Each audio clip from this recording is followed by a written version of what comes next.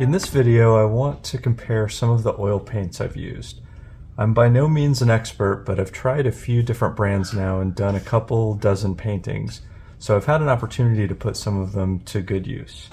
Paint brands have varied tiers they offer, but most offer a higher level artist grade and lower level paints called student grade. Because I'm an amateur and I use exclusively student grade paints, I'm still trying to learn the ins and outs of how oils work, so it makes sense for me to be more frugal right now.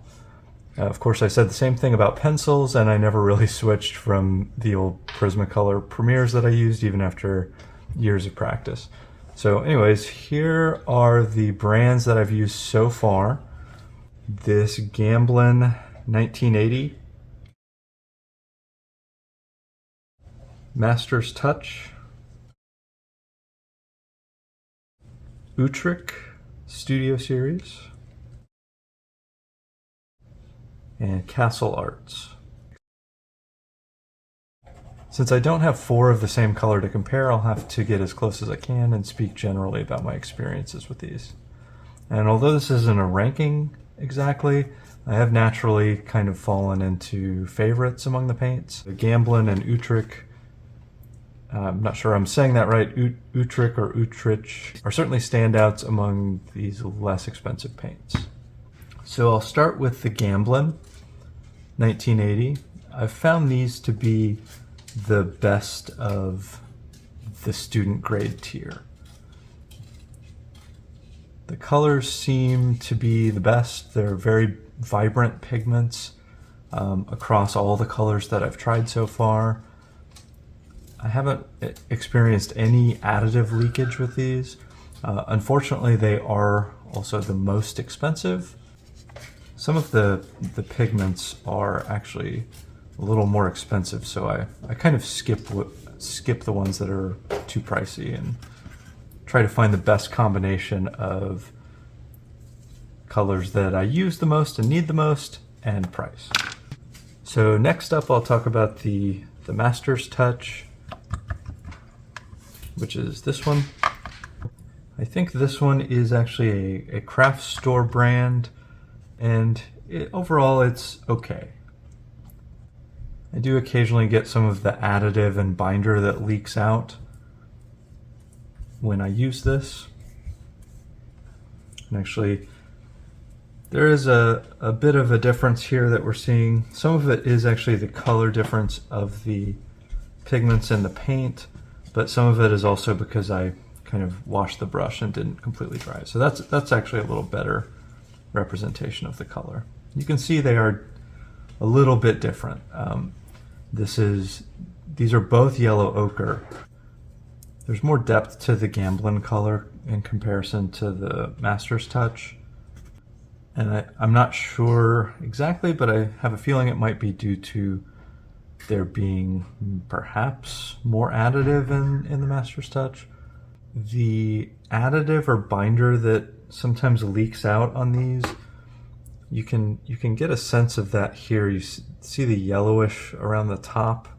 It's similar to trying to use a bottle of ketchup before you've shaken it up. Sometimes you get that stuff that oozes out first.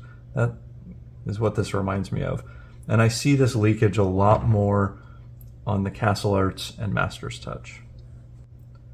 So next is this Utrecht Studio Series, and I'm comparing Burnt Umber to the Castle Arts Burnt Umber.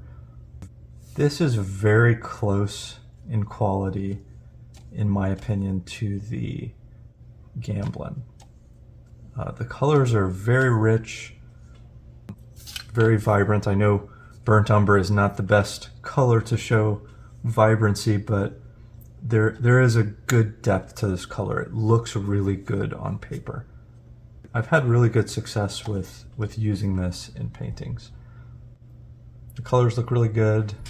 Really the only quality difference that I see is that I do occasionally get some of that additive ooze from time to time. Not a whole lot, but I really, as I said, I don't really see it with the Gamblin at all, so I do see it sometimes with this.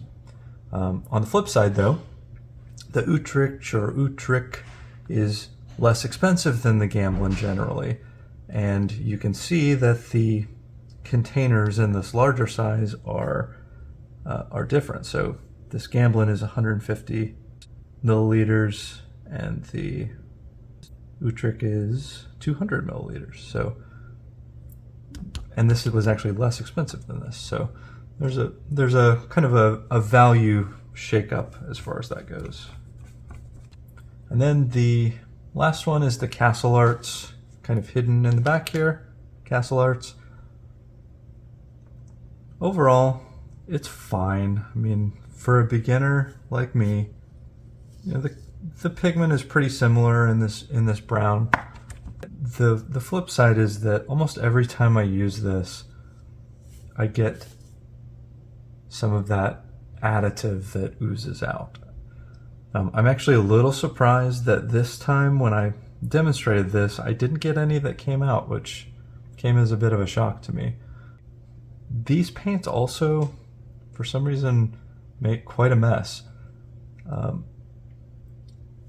There's a little point here that's used to perforate the foil seal, and for some reason when the paint actually comes out of it.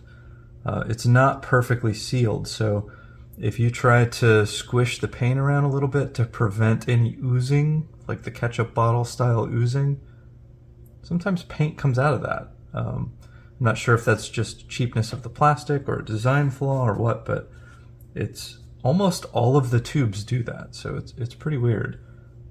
But it's very, very inexpensive on Amazon, so again, starting out, it's perfectly fine. It looks fine on paper. I don't want to over-exaggerate and make it out to be terrible. It's not, but it is inferior to these two, for sure. So overall, there are clear winners in this budget category of oil paints. Although they can be somewhat expensive at craft stores, going through a site like Blick or Cheap Joe's, the prices on the Gamblin and the Utrecht are pretty reasonable. So I would definitely recommend those in terms of retailers. It's a little more cost effective. The flip side though is that on sites like Blick, various colors are not always the same price, so you have to do some comparison shopping, kind of jump around between Cheap Joe's and Blick and even Amazon too, and see what works the best for you. And again, my recommendation is to go with Gamblin 1980, where it makes sense cost-wise and with the colors that you use the most. And then you can round out your palette with this, because the quality is excellent as well. So that is my overview of the student grade paints that I've used. I'll provide some links in the description for various supplies and other things. Thank you for watching. Let me know in the comments if you have any questions.